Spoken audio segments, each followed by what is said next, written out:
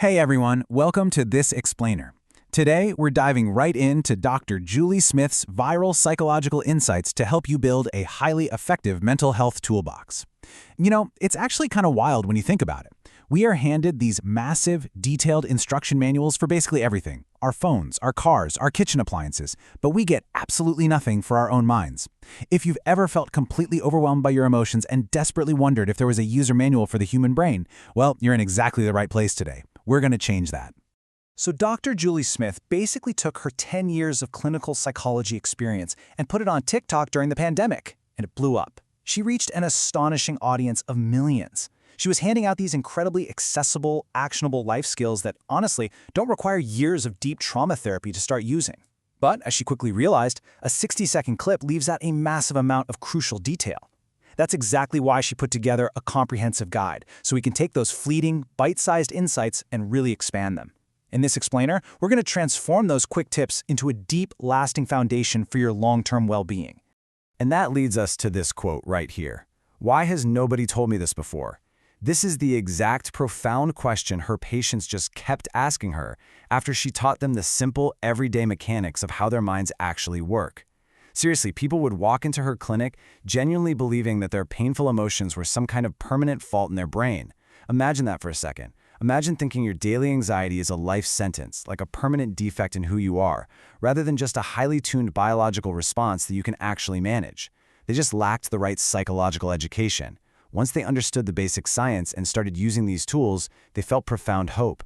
They realized, oh wow, I actually have the tangible power to influence how I feel. Okay, so here's our roadmap for today. 1. The mental health toolbox. 2. Escaping common mood pitfalls. 3. Rethinking the motivation game. 4. Managing stress and burnout. And 5. Choosing values over goals. Let's dive in. Part 1. The mental health toolbox. Building resilience before you need it. The biggest myth we absolutely need to bust right out of the gate is this deeply ingrained idea that you have to be actively struggling to start working on your mental health. I mean, for decades, we've thought nothing of exercising to build physical stamina, right? But somehow we wait for a complete emotional crisis to start working on our minds. Practicing mental health skills when you feel good is basically like paying a mortgage. It's a vital, ongoing investment in your future resilience rather than just renting space to barely survive a crisis. Think about it. When you consistently feed your body good nutrition, you know for a fact it fights off infections so much better. It is exactly the same with your mind. The steady, everyday work you do when all is well is what prepares you for life's inevitable curveballs. You cannot build a house with just one tool, which is exactly why we need to collect a comprehensive set of different life skills. A hammer is incredibly useful, sure, but it's literally useless if you need to fix a loose screw. Similarly, the psychological tool you pull out for an acute panic attack is vastly different from the tool you're going to use to navigate a long-term period of low mood. And the good news? You don't need to try and master them all at once. You simply pick the tool that perfectly fits the specific challenge you're facing right now, give it a fair chance, and use plenty of repetition to make it stick. Moving on to Section 2, Escaping Common Mood Pitfalls, Navigating the Downward Spiral. Now, what's really fascinating about this next drawer in our toolbox is learning to actively identify the invisible traps that secretly drag our mood down. Because sometimes the intuitive things we do to cope actually make us feel significantly worse. The crucial point here is to recognize rumination. Dr. Smith perfectly calls this a thoughts washing machine. This is when you just churn negative thoughts over and over for hours or even days at a time. Our brains naturally trick us into thinking that intense worrying is, well, the exact same thing as problem solving. We think if we just worry about it hard enough, we'll fix it. But research clearly shows rumination is actually a massive factor in maintaining depression. Instead of solving the problem, it intensifies and prolongs your distress, keeping you completely stuck in this brutal downward spiral. We also need to urgently catch ourselves using the words must and should. You know the ones. I must have a perfectly clean house or I'm a total failure. I should always feel happy and productive at work. This highly specific flavor of perfectionism sets us up for a brutal emotional roller coaster the exact second we encounter a perfectly normal setback. By setting these relentless, unrealistic expectations, we essentially guarantee our own suffering. We can strive for incredible success, absolutely, but we've got to completely let go of those rigid musts and shoulds that trap us in a cycle of constant disappointment. Section 3. Rethinking the motivation game. Doing what matters when you don't feel like it. Okay, let's completely dismantle this cultural myth that you need to feel highly motivated in order to take action. If we just wait around for that magical, fleeting feeling of motivation to strike before we do anything difficult, we are going to be waiting a very, very long time. Now, it's vital to distinguish between normal procrastination and anhedonia. Procrastination is something we literally all do. It's simply your brain effectively avoiding a task because the job itself triggers a stress reaction. You avoid the spreadsheet because, frankly, it's stressful. Anhedonia, however, is fundamentally different. It's a clinical symptom of low mood where you actually lose your inherent sense of joy from activities you used to genuinely love. Knowing the difference dictates exactly which tool you pull from your toolbox. To persist for the long haul, you actually have to practice acting in direct opposition to your urges. If your absolute strongest urge right now is to hide under the covers in bed all day, taking just one single step outside, that is acting in opposition. Do not wait until you feel like it. Keep your tasks incredibly, almost laughably small, so you don't instantly overwhelm your brain's alarm system. That is how you cultivate slow, sustainable change. And, crucially, you have to balance intense effort with true, unapologetic rest. You cannot always be on. Just like an elite athlete meticulously recovers between sprints, your mind absolutely requires deep, intentional rest to recharge its capacity for any future motivation. And remember, repetition and predictability actually help our nervous systems feel incredibly safe. Those small, seemingly insignificant daily repetitions, like just taking a 10-minute walk every single morning, eventually carve out automated pathways in your brain. Once a behavior effectively becomes a habit, the relief is profound. It effortlessly carries you forward on autopilot, pushing you through on those incredibly tough days when your motivation is just completely gone. Section 4 already? Managing stress and burnout when the body keeps score. We so often try to just stubbornly push through stress using sheer mental willpower, right? And we completely ignore the massive physical toll it takes on our biology. But here's the thing. Burnout isn't just about working too many hours.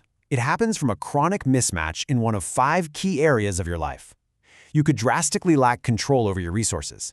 Imagine being handed a massive project at work, but denied the budget or the team to actually get it done. Or maybe you lack reward, like financial or social recognition for your immense effort. You might be missing a positive community of support, experiencing a deep lack of fairness in your environment, or your daily demands might directly conflict with your core values. Scanning these mismatches can instantly help you pinpoint exactly where your life is dangerously out of alignment, and that's the necessary first step to fixing it. Because the communication between your brain and your body always goes both ways, you literally can't just cleverly think your way out of burnout. Staying in a prolonged state of physical stress floods your system with cortisol and continuously triggers your fight or flight response. This sends persistent, blaring alarm messages from your body directly back up to your brain. Over time, this chronic stress literally reshapes how your highly adaptable brain functions. So, to effectively heal your mind, you actively have to physically soothe your body first. Let's actually intentionally slow down and practice a physical tool right now. Find a square object near you. It could be a window, a door, a computer screen, whatever. We're going to trace the corners. Tracing a visual square actually occupies the visual processing center of your brain, physically forcing its attention away from the emotional panic center. Let's do it together. Trace your eyes up and breathe in for 4 seconds. Trace across and hold your breath for 4. Trace down and breathe out for 4. Trace back and hold for 4.